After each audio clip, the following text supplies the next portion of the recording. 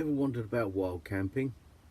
In this video I'm going to show you 3 great beaches in Spain that we've recently wild camped on, and at the end I'm going to give you 6 tips on how to avoid getting moved on by the police. Hi, Gary here. Coming up I'm going to show you 3 beautiful beaches that we recently wild camped on in the Costa Calnegre in the Murcia region.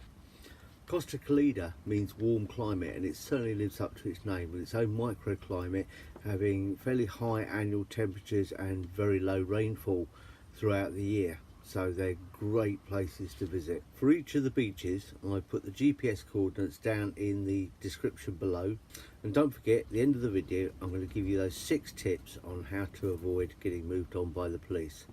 So let's crack on and show you those beaches.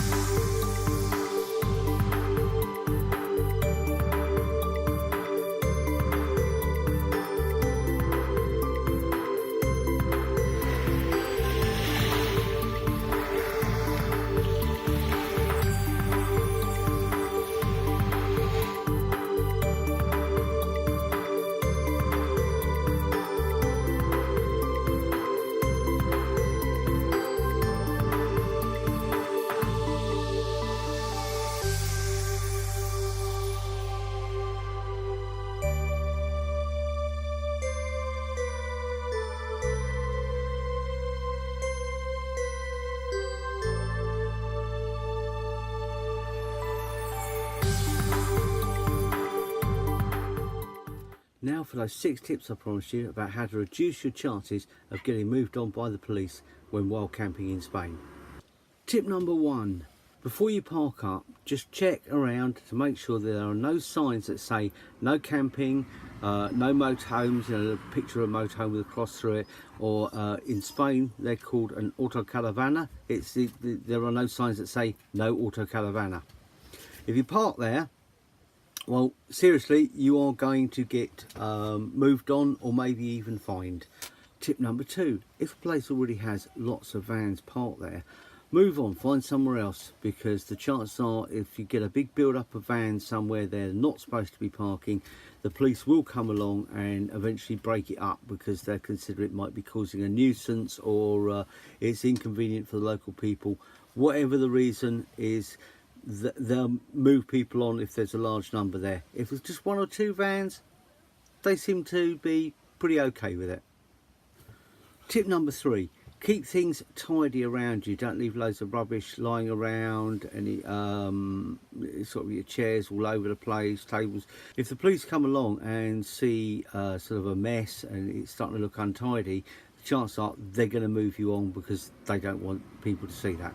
Tip number 4, don't stay there too long. Just keep it down to a few days. If the regular patrols that pass by start seeing you there over a long period of time, they may well want to just move you on.